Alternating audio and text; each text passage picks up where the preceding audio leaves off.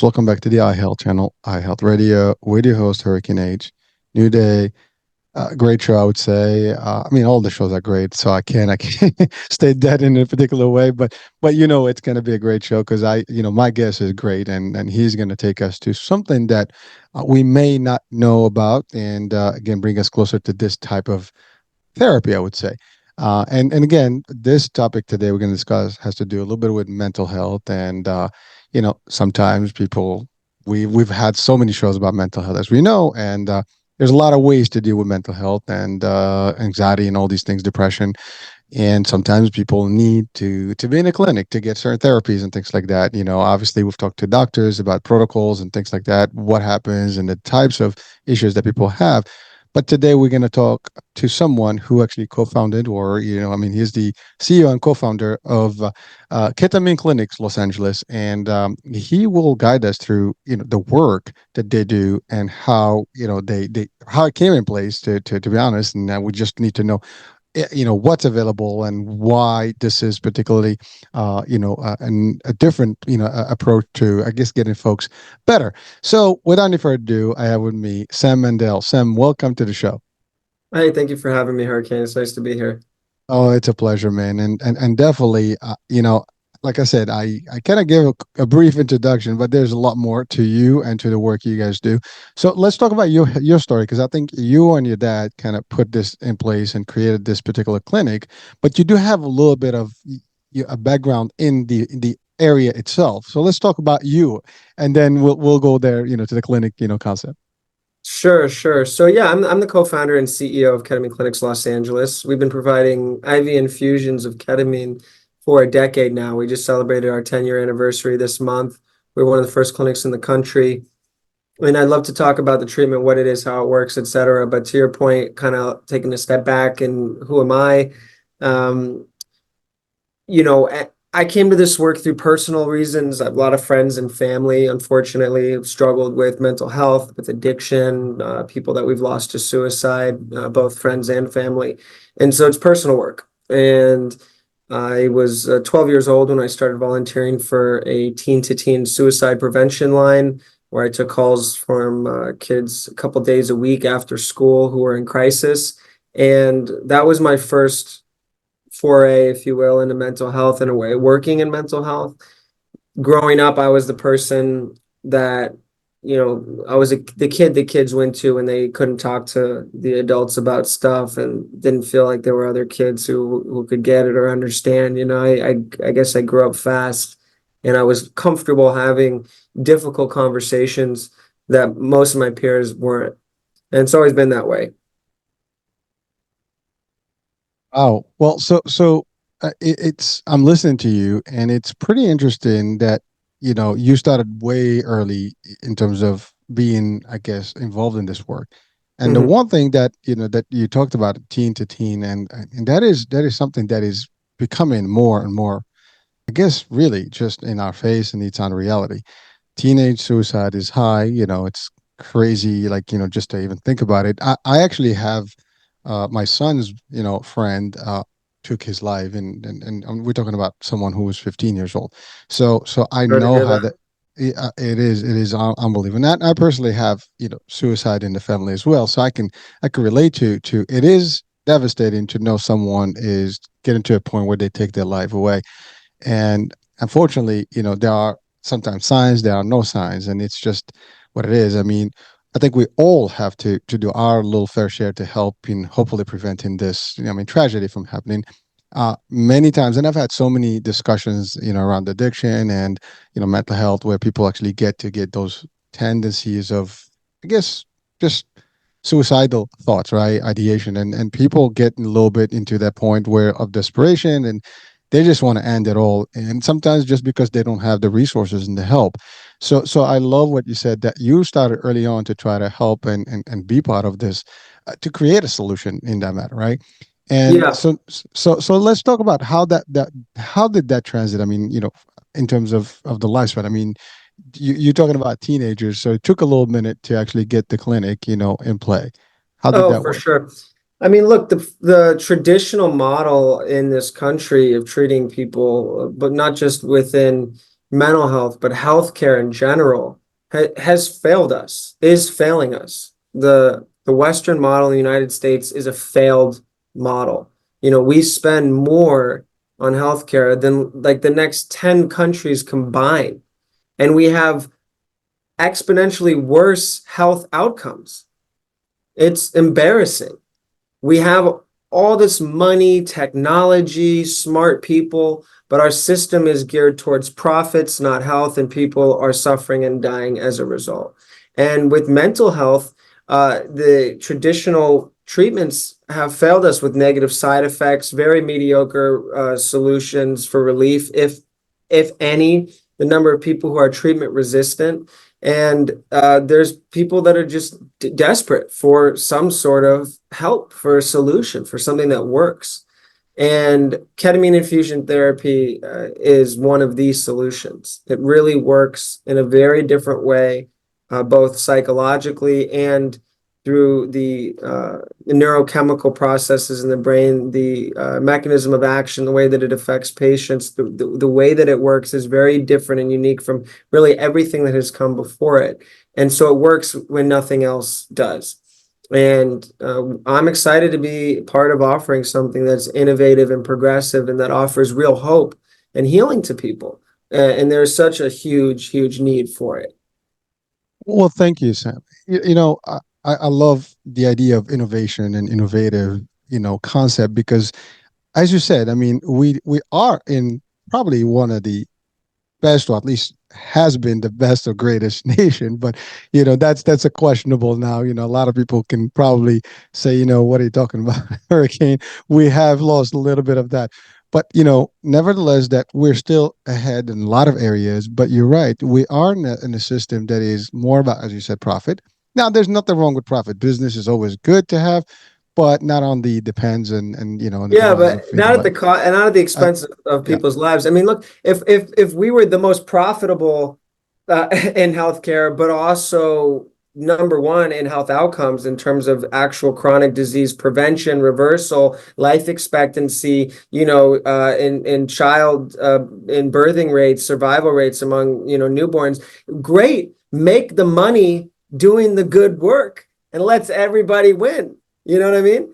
You make the drugs that heal the most people, you should be rich. Why not? I'm not anti-money, okay? But to be making the most money and delivering the worst results, among the worst results, it's just an embarrassment. It's you it's beyond unethical.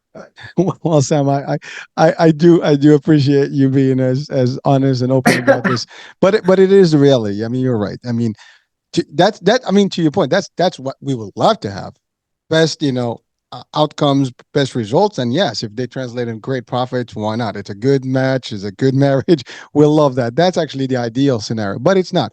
We are in a system, and by the way, it's debatable across because many would say, well, we have a good healthcare system, but we don't. Technically, we don't because there are nations that have a better healthcare system in the first place. But this is not We're the about only healthcare. we're the only developed first world country that doesn't have universal health care. I mean, Yeah, that's. in I mean, one it's a form whole. or another, you know? We could have an hour just about that topic about healthcare and how it should be. And you're right, we don't have the basic elements. So again, we are a sick care country more than healthcare. Yeah.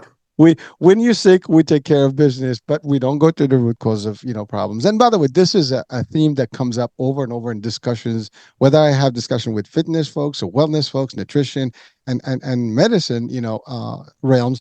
This always comes back that we are more into like, hey, there's a disease, cool. Let's just make sure we get the drugs to suppress whatever diagnose, the symptoms and things like that. Maybe make the person feel a little good, but we're not eradicating the problem. We're not even Right. going to the back to the source to remove that because we can prevent a lot of things. Yet, I mean, the old medicine was preventative. We're not preventative now. We're like post, issues. Things happen, then we'll take care of business, not before.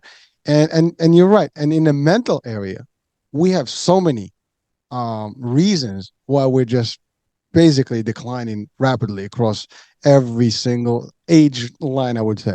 I mean, again, we have from the Yeah. food we eat, from the information we receive, from the society in general, the way we operate, the way we live, and then the bullying and this. I mean, it starts from early on, and it keeps going and going. It's getting worse now with even the social, so people get excited easily because people tend to criticize everybody at any given moment, and it's just a lot of things. The food we eat is Well, not good. I mean, everything.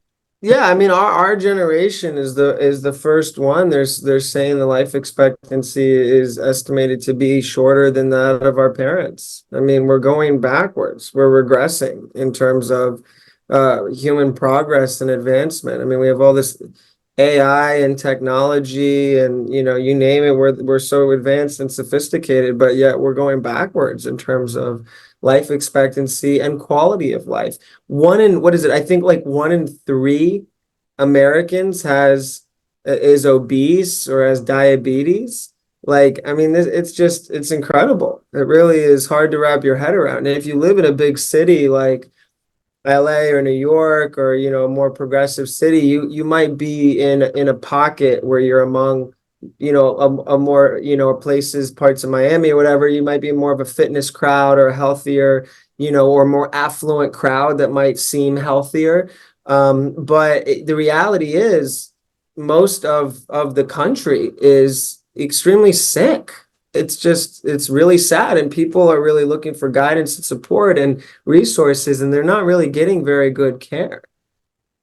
Well, Sam, thank you for. I mean, that statistic is really scary. The fact that the generation is, expecting to live lesser or less, time frame than Yeah, the older shorter life generation. expectancy than our parents. I mean, it should be it's always moved in the opposite direction throughout history. Every generation gets a little bit more mileage out of life than the one before. That's the whole point of everything that we're all doing. And the reason people sacrifice for their kids and progress and technology, right, is for us to get healthier, better, do more, and it's at a kind of turning point that's showing clearly what we're doing is not working. And I think it's because the incentives are misaligned. It's funny because, as you said, with all the technology, with all the stuff that we have, we should be literally ages ahead. And we should be like, curing everything, being able to live, another 100 years easy, and anti-aging reverse, all that stuff. But we don't, I mean, age in reverse, we have not gone there. Although there's a lot of stuff available, the problem is it's minimum access, as you said. Only maybe a few can access some of this stuff and be, in that realm. And even that is not recently true, because you said about 1 or 3 Americans. Actually, I just read something today. I listened to something today that was even worse. It was 1 of 2 adults apparently have a pre-diabetic or diabetes already in the States. That is, I mean, Yeah, it's hard to wrap your head around. I gotta go check my blood now because that guy drove me nuts this morning. Like, oh, that means there's a 50-50 shot. That's like high odds. I mean, that's crazy. But it is similarly. I mean, we're talking about diabetes and some chronic, but mental health is just on its own. In I don't know what It's the about one statistics. in five. About 1 in 5 Americans are suffering from a mental health condition. Um, one a lot of those, I'd say, for 1/3 of those at least, and I think the numbers are a lot higher, but I think the official numbers are about 1/3 of those who are suffering from depression are treatment resistant. So that means that they've tried and not benefited from at least 2 or more, fair trials of traditional treatments, typically medication, oral medication like SSRIs, and not benefited. So, not only do we have a lot of sick people, we have a lot of sick people that aren't even getting even mediocre benefit from the available treatments that are being recommended to them.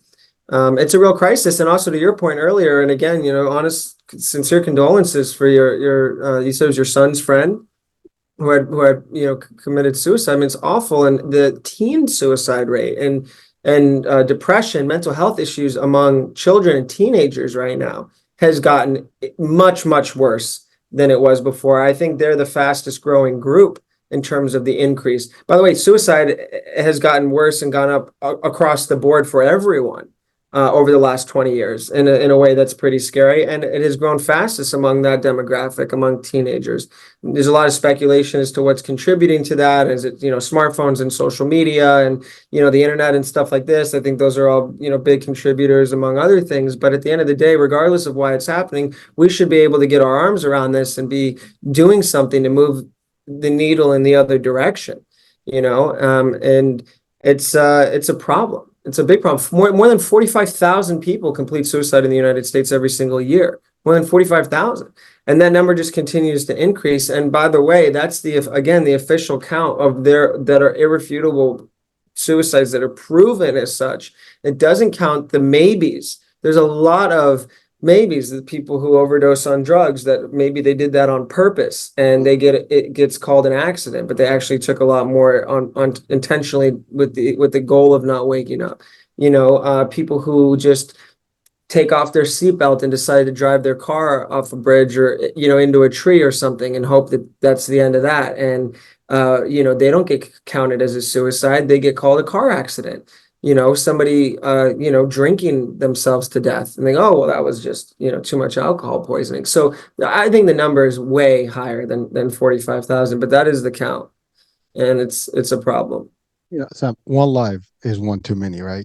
Yeah, Let's put it that way. So, I mean, these numbers are still unbelievably high. And as you said, what we have in statistic is one thing, what reality could be. Because, like you said, these things can be easily camouflaged through a lot of ways. And yeah, you will not tell what was because you don't talk to these folks to actually find out the right, reason why it happened. I mean, obviously, there's a percentage that's correct. It's an accident. But there's no way for us to know otherwise. And you're right, it is right. crazy. But so Sam, one thing that I know we're going to talk more deep dive on the clinic and the type of Yeah, therapies and things and the ketamine therapy specifically. But a lot of folks sometimes when they have a mental I guess diagnosis. Well, sometimes they don't even go and get a diagnosis. They just have these things and they live with them. But let's say someone decides to finally go see someone, an expert, there's always that taboo. There's always been that. Like, I don't want to go talk to someone. And, oh my God, you're going to talk to a shrink. Oh my God, you're going to talk to a psychiatrist. Oh my God, you're going to go to, a mental clinic. You're going to be detained. There's all this stigma about it. That people don't do this. They don't take care of themselves until it's worse. And then many, even when they go to treatment, they might not see themselves getting drugs. And then finally you have the ones that actually get some sort of medication to kind of eradicate or at least calm down whatever symptoms they have. But either one of those, as you said, even when you get to that point, you're not getting the results. And that's actually all these things that are enumerated now are kind of like, still, scary to even think about that. Besides the social stuff and the historic, fear from seeking help, and seeing someone to help you. There's always that I don't want the drugs because again, people hear about the drugs and the outcomes and the methadones that go as a treatment and all the stuff and it's horrible and people I get in these stories sometimes and they're just kind of like I'm not going to do anything and they just keep doing and then addiction just keeps going for those that have any type of addiction and the thing is like they're just extremely sick and there's sometimes no coming back. Then the other part is I think you mentioned PTSD. You got people that actually come from like our veterans. That's another thing. I mean, the PTSD standards there are so high. It's not even funny. I mean, people come in, 90% of them, they have some sort of level of PTSD, if not, the majority. And that's all requiring some sort of, immediate rescue, immediate help.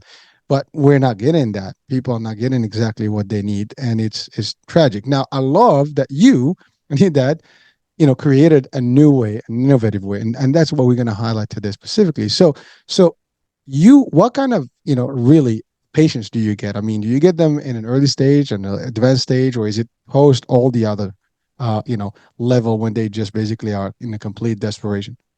yeah. So we've been doing this for 10 years, and it's changed a lot over the years. When we first started offering ketamine infusions for mental health in 2014, we saw a lot of people who were coming to us as a last resort. They had pretty much tried, virtually everything else out there. Many medications, ECT, sometimes TMS therapy, and all kinds of other things as well. Uh, Over time, the treatment has kind of moved up the ladder in terms of, um, in the treatment algorithm, what's considered a good time to try this. And so now we do still see a lot of treatment resistant cases. A lot of people have tried a lot of things, but we also see more and more increasingly higher numbers of people who are coming to us as a first line who don't want to take medications like SSRIs. They don't want to take pills every day. They don't want to deal with the negative side effects like weight gain and loss of libido. They don't want to wait 4 to 6 weeks to see if they benefit and then have to increase their dose and maybe add a second adjunct medication and wait another 4 to 6 weeks and go through this cycle of this really generally not very good way of trying to address their issues. And so with, ketamine infusions, people do a series of 6 infusions over 3 weeks. They're about an hour long each. They're done in the clinic. We have a really beautiful office, great team, diverse skill set, psychiatrists, psychiatric nurse practitioners, registered nurses, administrative staff. There's over a dozen of us here. And people get a lot of really individualized attention from multiple specialties.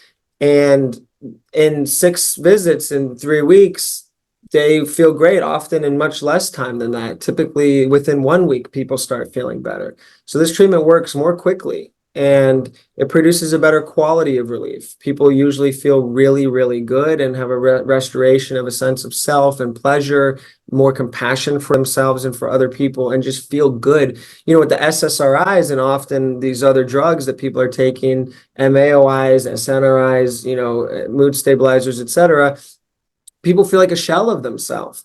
They feel numb. They feel locked in. Maybe the floor of their negative emotions has been lifted, but the ceiling of their positive emotions has been lowered as well. So they're really in a narrower, plane of existence, and that's not a nice place to be. So they get a better quality of relief with this treatment. And it has none of the negative side effects that the traditional medications have. None. So it really is better in every way. Also, it works 83% of the time in our clinic. We have an 83% success rate. These other drugs are like 35% effective most of the time. So, and if they work, they are short-lived. I mean, people get a benefit for a year or two. They play with their doses. They try some other meds. They gotta do something different then. It just stops working for them. So this treatment, when I say this treatment, ketamine infusion therapy, is really uniquely effective for people, and it's essentially more advantageous for most people dealing with a mood disorder than really anything else out there. Sam, thank you for breaking it down. And I love the concept of having, all the different multidiscipline levels, within the clinic where people can have an actual good orientation from, diagnosis, from talking to a specialist to having the nurses there that can understand how to operate the whole thing. And then you have the staff. Now, you treat basically depression, anxiety, PTSD, suicidal, ideation, all of the above. Now, do you get referred, clients, patients, or you actually people come into the clinic and then they get their own diagnosis within the clinic? Both. So we get a lot of people find us online. A lot of people are referred to us. If they have an existing diagnosis, we can usually just do an assessment and then start treating them. If they don't, then we can do a psychiatric evaluation and then diagnose them accordingly. Most people come to us already with a diagnosis, but in some cases we'll do that more formal and more comprehensive evaluation of them. Perfect. Now, And now we let's do, and just to be clear, we do require a diagnosis. So we don't just take, walk-ins off the street. We can't treat people who are just curious to try it. We do need to confirm an actual condition that we're treating. Yeah. basically, I mean, you work with other referral sources and people actually, or they just come in because they just basically couldn't get any outcomes that were, probable, positive, and they came to you because now you have a whole new innovative way, and that's really what you guys are, presenting to the audience, is that there's just something new, different. Like, I love what you said, 80%, of success rate is much better than 35%. Any given that, take those odds, right? It's pretty good stuff. And certainly you said there's none of the bad effects or the aftermath, negative, outcomes that you can get from these drugs and things like that. So I mean, it's a win-win. I mean, it sounds, like, awesome as just to hear about it. And I'm sure you got testimonials and things like that, people that have gone through the program. And also, it doesn't sound like it's a long time.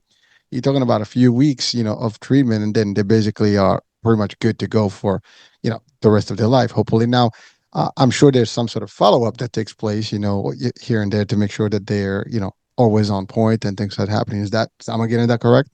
Yeah, yeah, it's definitely not a cure, it's a treatment. So we wouldn't tell people that they would necessarily be good for life. I mean, some people could be in theory, but it's not likely.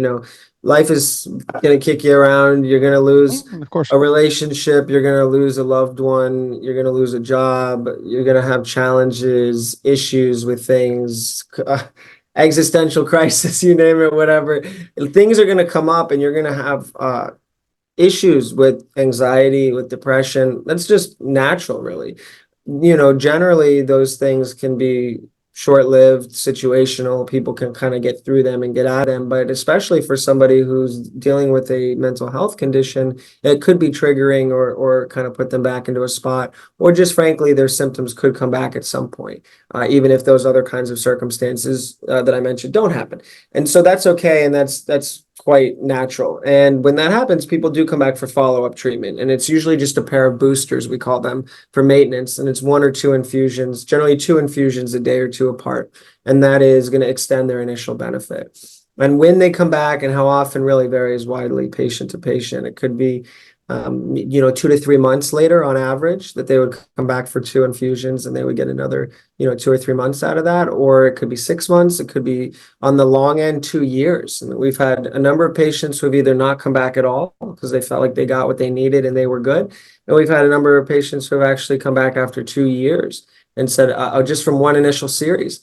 So that really actually got me through that entire time, but started to have a hard time again. Feel like I need a little bit of a kind of a tune-up, if you will, and they return for that. So, and then of course on the other end of the spectrum, on the short end, we have patients who only get several weeks as well. They said, "Wow, I felt great, but it only lasted for 3 or 4 weeks," and so it's disappointing. At least we know we found something that works for you when other things didn't, and it just seems like you might need to come back and have treatment a little bit more frequently than we would like. But at least we got something that works. It's important to remember for a lot of people, there's literally nothing that works. So, Mhm. we want it to last for a very long time for them. And we recommend, certain pillars of wellness and lifestyle optimization so that they can maintain their benefit longer.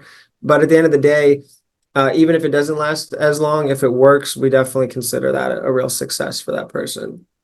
Well, thank you, Sam. And frankly, as you said, life happens, right? I mean, triggers are going to be all around us, and if you were, pretty much prone to it the first time, there's a good chance you're going to get, easily, reset if there's the right circumstance. So the idea is, I love what you said, the lifestyle, recommendation and changes, and maybe removing some, folks from that environment can help them, I guess, maintain a healthier self.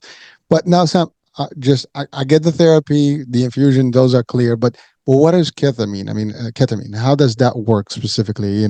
I guess everybody is probably like, watching, and we want to know, what does that? How is it different? Is it a medication? Is it a drug? What kind of how does it work in the system? Yeah, yeah. So ketamine is actually an anesthetic. It's a medicine. It was synthesized in the 60s, FDA approved in 1970, and it was among the most widely used anesthetics in the world. It's also used in veterinary medicine, so some people know of it as a horse tranquilizer or a cat tranquilizer. It's also used as an analgesic, as a pain reliever. Some people know of it as that. It's a pretty ubiquitous drug with a lot of uses. It's also used recreationally. Some people know of it as Special K, as a street drug. And it's the same drug all around, but it's got these different uses. And it really depends on how much is taken, what the mindset is at the time, the setting that it's taken in, the route of administration, how it's taken. These are the things that really dictate its different identities. So in our case, we're using IV infusions, and we're providing a low dose and a slow gradual dose, whereas in sedation for surgery, it's an IV push. It'll be used as a larger amount all at once. Or when somebody takes it on the street, maybe they're snorting a powder and they're doing a lot larger of a dose to get a certain kind of high or a rush. which is different than a slow, gradual infusion that takes about an hour long. And the way it works is really two main, mechanisms. One is neurochemically, the effects it has on the brain, and then the other is the experiential component, so how it affects people psychologically. This kind of means a dissociative anesthetic, and really it's a psychedelic. It produces a kind of psychedelic experience for people, and that experience can help them to gain insight and perspective and a better sense of themselves, of the negative thoughts, negative patterns and loops that they have in their life, past trauma, reprocessing of it, reframing it, and better understanding who they are and their role in it, forgiving themselves, forgiving other people. It's very, very powerful in a lot of ways psychologically. And then, neurochemically, it actually is producing measurable growth in the brain and better brain connectivity. It doesn't just treat, symptoms in terms of putting a Band-Aid on things. It actually gets at the root causes of issues. It can increase dendrite density, connectivity, it can increase neurogenesis, brain-derived neurotropic factor, neurotransmitter glutamate. I mean, there's a whole bunch of complex processes that are going on in the brain when somebody has ketamine infusion, and we're still researching them and looking to better understand them. But, I'm throwing a lot of words out there that probably don't mean anything to most people. But I think if I could put it in layman's terms, what I'm trying to say is that ketamine can help to cause new growth in the brain. It can help to better balance the neurochemistry of the brain and actually increase connectivity among neurons, among brain cells, and help the brain to function better. And that is exciting. That is a pretty radical thing in the treatment of mental health. You're talking, and I'm just looking at those synapses just firing up. Yeah. Yeah. Get it all like spiked up in there. And again, it sounds like you guys are onto something that's terrific. And again, I love what you said. This is not something that doesn't exist. There's different ways that it exists, but you found the formula, a way to administer it that it does great work within the body in both levels, right? And and there is no addiction to it, and that's the other part. And love what you said, that it gives people the ability, the psychedelic ability is where you're kind of getting perspective on things, and it's a little different from the standard zombie drugs when you're basically just like zombied out. Yeah. You're not there, right? Yeah, yeah, absolutely. Very different kind of relief. And I'm glad you said no addiction because, yeah, there's some people that get that a little bit mixed up because some people do abuse ketamine recreationally, and so people get afraid that maybe they'll be addicted or they'll become an abuser, will use ketamine user or whatever. Ketamine's not addictive in the way that opioids or alcohol or nicotine is addictive. It does not create a physical dependency. Some people might use it as a means of escape in the same way that some people use chocolate or ice cream or jumping out of airplanes or sex as a means of escape. But those things are not inherently addictive. They're just ways that people are trying to avoid their reality. And ketamine is the same thing. You can use it, some people do, as a way to try to escape, but you're not going to take it and get hooked. You're not going to crave it. If anyone's ever used nicotine, whether it was cigarettes or vapes or whatever, they know if you get into it and you don't have what you want for a few hours even, you get really cranky. You can get a headache. You can get irritable. You can start to feel physically not well. It's not like that. Ketamine is not like that, even for the people who might be using it recreationally. It's just different. Basically, it's you long to the feeling of what it does, where or like you're just in a better place, and that's why people would probably want, as you said, it's like I love my movies and they keep me calm, so I'm just gonna keep watching more movies. I mean, there's so many ways people kind of like get rid of stress, in their own ways. Working out can be just as bad. I mean, Sure. if I don't get my pump for the day, I'm not in a good place, right? So it's kind of like, but to your point, it's not opioid level or like any of the addictions, that you hear in terms of alcohol stuff, Yeah. because that's like in your blood. If you don't get it, you don't get a pump in there, you don't get a fix, you're completely off, and you could lose it.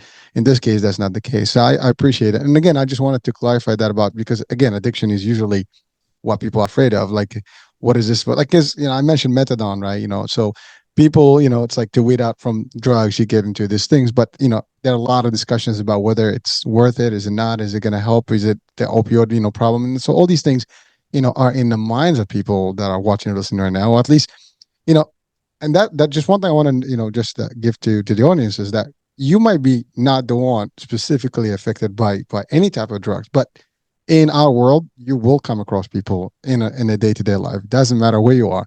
There's someone we know or someone we know who knows somebody else who may be inflicted by this. This is something that everybody's experiencing, especially in our world here. I mean, and I think it's all over the world. This is not just in the US specifically. I think the drugs are everywhere.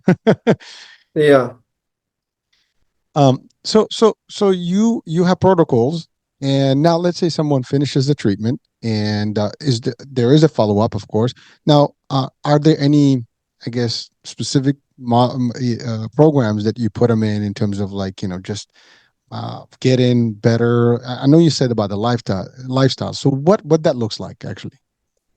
Yeah, so I mean, we advocate for, good sleep hygiene, good nutrition, fitness, talk therapy, and an interpersonal relationship, intimate relationship, with a peer.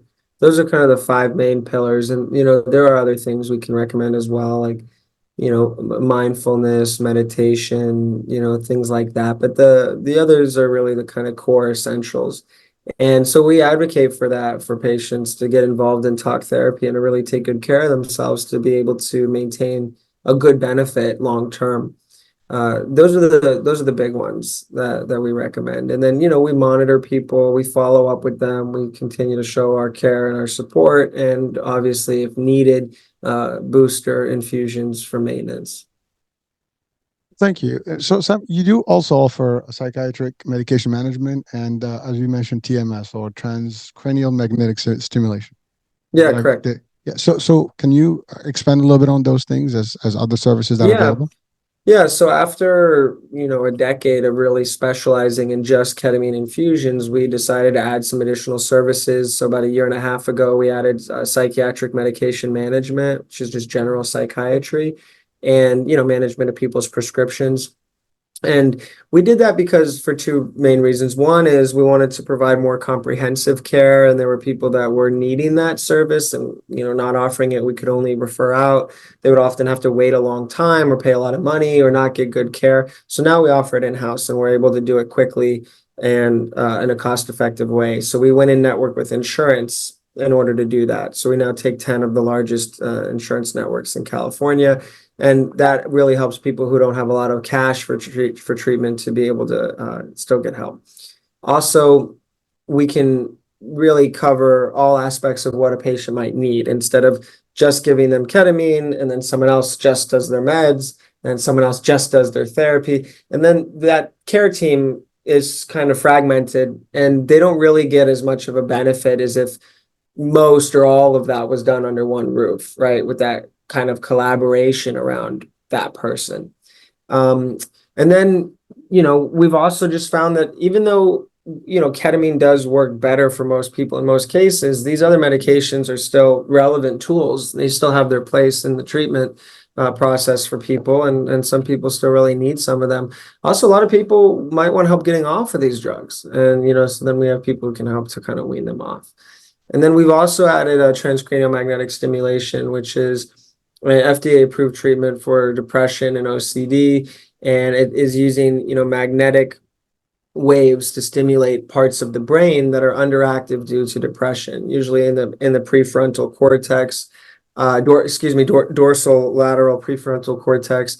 And there are some other parts of the brain that can be stimulated that are for off-label protocols, but for the FDA-approved protocol for depression, that's where it is stimulated, and that can really help people a lot. It doesn't have any of the negative side effects of prescription pills, and it also can work quickly, safely, effectively.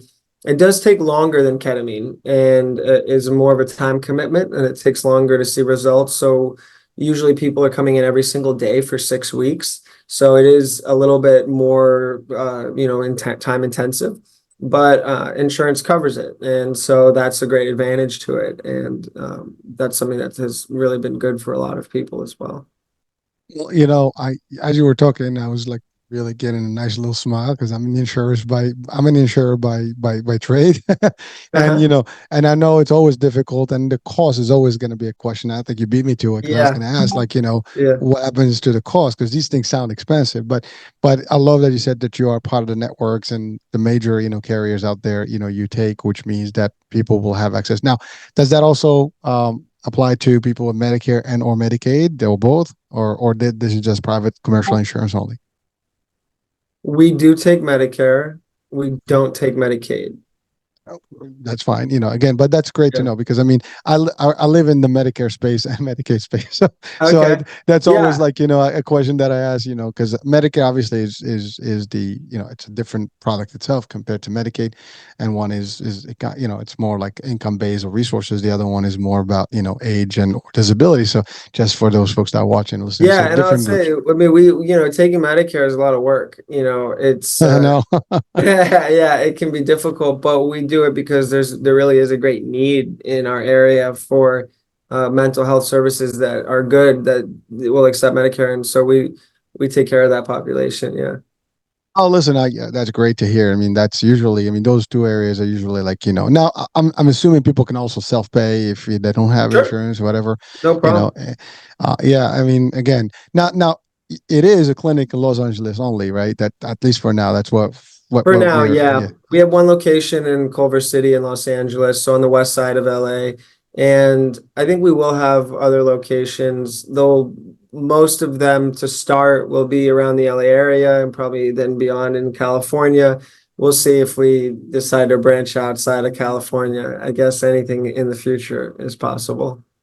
Well, Sam, talking about that, I mean, people are watching right now globally, and if someone is a different state, I mean, can they get referred to you guys? If their providers see the value of your services, or are there similar services in other states that you guys work with, and and cross refer to each other?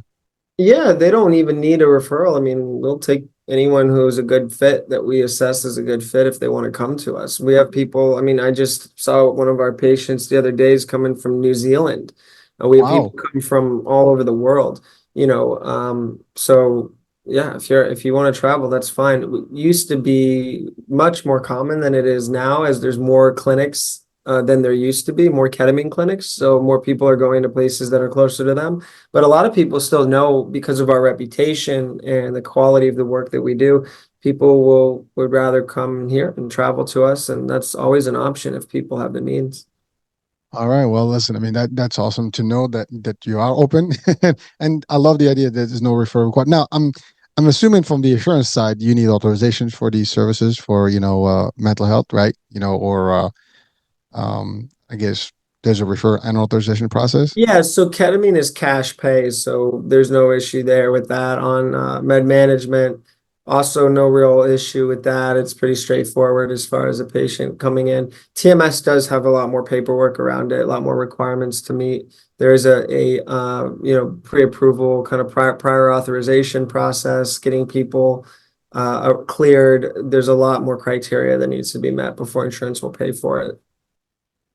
Listen, I mean, it's still music to my ears because I mean, I think at least the people in the LA area or California can benefit. I mean, they can come to you guys Oh, and get, absolutely. can get that. And I'm hoping that maybe somewhere else soon enough, you'll have more locations around the nation and just expand from there, maybe a worldwide. You never know. I'm always hopeful. I mean, again, you've started, in a little over a decade, and I mean, just about a decade, now, and that's a pretty decent time frame. Now let me ask you a question. I know we've gone through the pandemic. Have you seen an increase in throughout the pandemic in terms of people with depression, anxiety, and all these diagnoses? Just curious.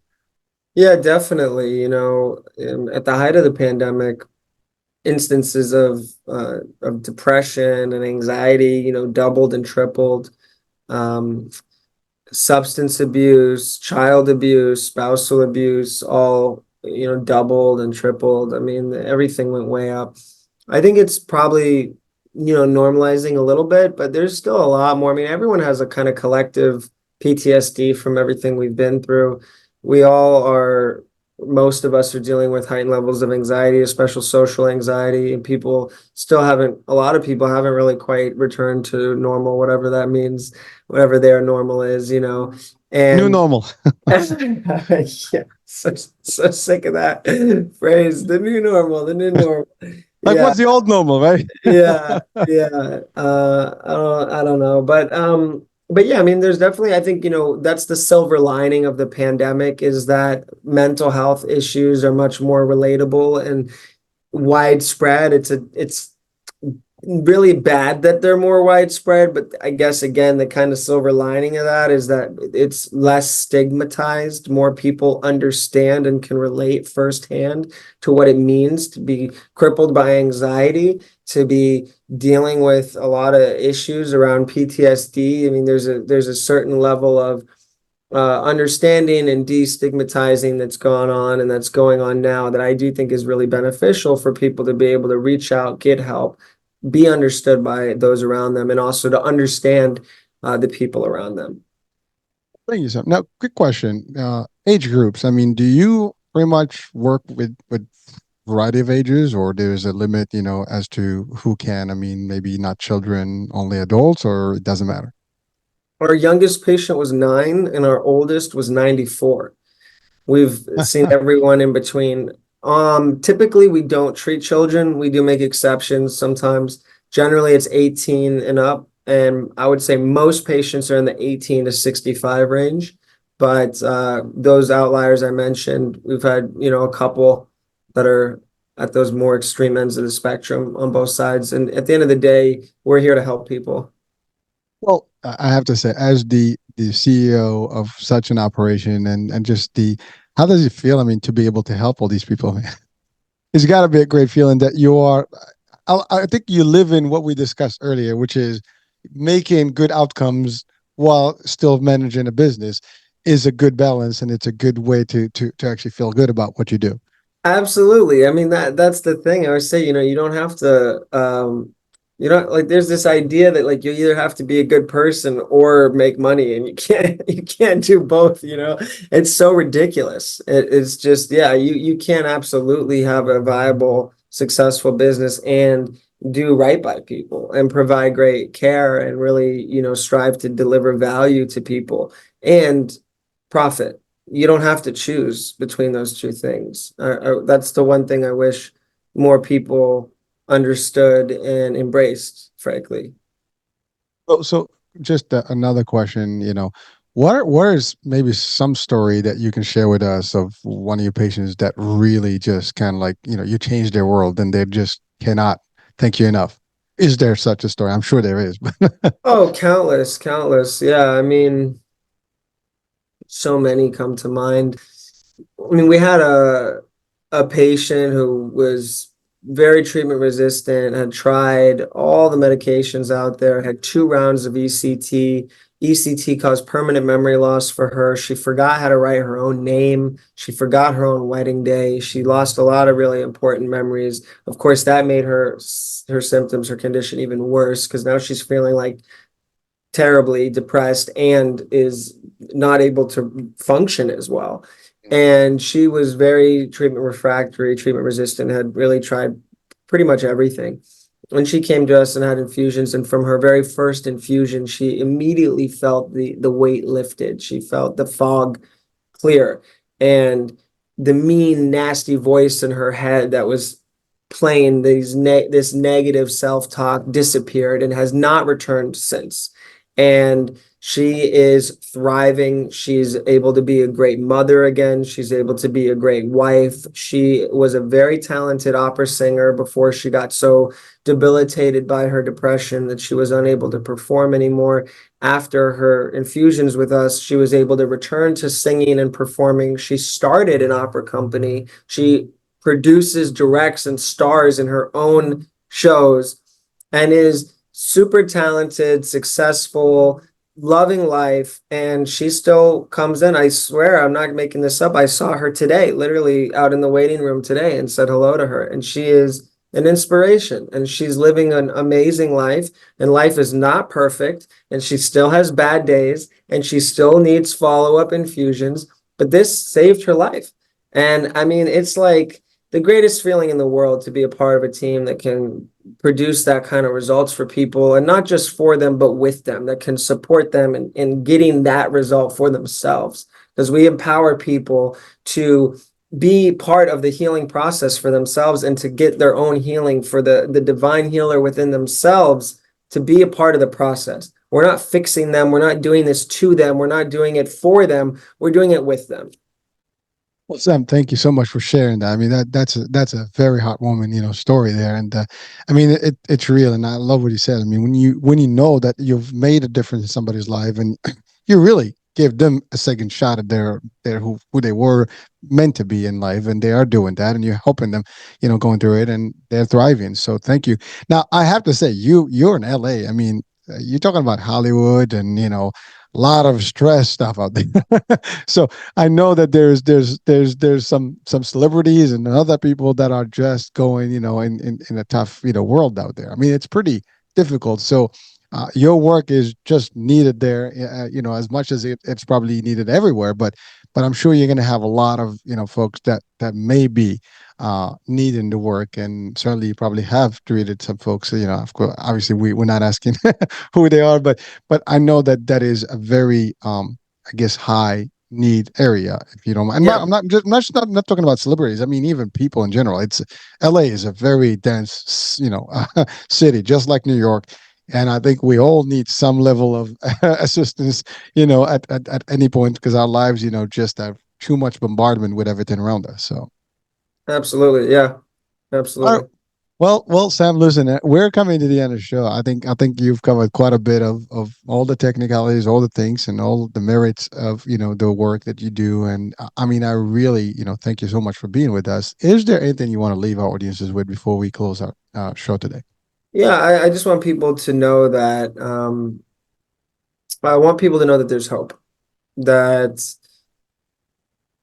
whatever you're going through, whatever you've tried, and whatever you think about your current situation, it can get better if you don't give up, if you just hang in there, and if you keep searching and keep trying and just keep going, Ketamine infusions work. There's other exciting treatments as well. If you're concerned about things like geography because you can't come to my clinic, that's okay. There's other people out there. If you're worried about price, that's okay. There's treatments that are covered by insurance like TMS.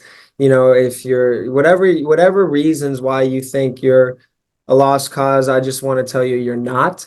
And there are so many solutions out there, and there are so many new things that are coming. Other psychedelics, MDMA assisted psychotherapy is going to be FDA approved this year. Psilocybin, there's ayahuasca, LSD, DMT, ibogaine, there's retreat centers, there's clinics, there's pills, there's infusions, there's ceremonial things, there's medicalized things. There's so much going on right now being developed that's available to you, and new research and new breakthroughs all the time. So just because what you've been through or tried hasn't worked does not mean that there is no hope for you. So I just want to tell people, keep fighting. I love it. That's a powerful message. Thank you, Sam, so much, because I think that's where people can sometimes they lose hope because they don't think that there is something out there. And you just listed a whole yeah, that's a pretty long list of things that people can do and help. And yes, folks, anywhere. And by the way, we're talking about the States, but I'm sure in any type of country there is some level of new stuff that's happening, and sometimes it costs whatever, but there is help, and don't give up hope. There's always a way out if you have the hope and you can seek the assistance. And you know what, you're worth it. Your life is worth it. Your family is worth it. Live your life. You have plenty of potential out there. Anybody watching or listening, we need you. We want you in this world. You have great things that you can be achieving. And I have stories that I've, and different shows that we've had of people who have literally gone to the point of suicide, and they came back and they are making a difference in this world. And anyone watching or listening, if you are going through any type of depression, anxiety, all these things that could lead to a dead end, well, know that there is a light at the end of the tunnel. Things will be better. So thank you so much, Sam, for really giving us that pitch of hope there. It just gives me a pump right there. I mean, it's pretty good. I mean, just listening to it. I mean, knowing that these are things that are available. And I think that's really the problem. Sometimes people just don't know what's available. Right. And and that's all there is. And I love what you're doing out there. I mean, you're obviously promoting your clinic, but at the same time, you're promoting hope and the services and the solutions that are out there for people. And again, geography is only a flight away. I mean, and people, let's put it this way: you'll probably spend money, on all these other things. Maybe you want to just go to something that works, and you can do that. And sometimes we have the money to spend on other things that may not be as important, and your health is going to be the best thing. And mental health is probably even better. So if you have a good mental health, you can work everything else, and vice versa. Everything ties in together. So Yeah, I mean, you know, I'm not promoting ketamine and saying ketamine helps because I have a ketamine clinic. The reason I have a ketamine clinic is because ketamine helps. I You love know it. what I mean? I'm doing this work because this is really helping to change people's lives. It's not the other way around. No, Yeah. no. Well, thank you. And again, Yeah. always good to clarify, because Yeah, yeah, people yeah. can read anyone. But I love it. I mean, there's something out there that works, and you Yeah. created a system that people can benefit from. And that by the way, that's exactly. I mean, we have a lot of things in nature that work, but where to find them and who's going to help you get them? That's always the challenge. And you have provided the platform. You have Yeah, provided and this. unfortunately, many of them, even most, have been made illegal.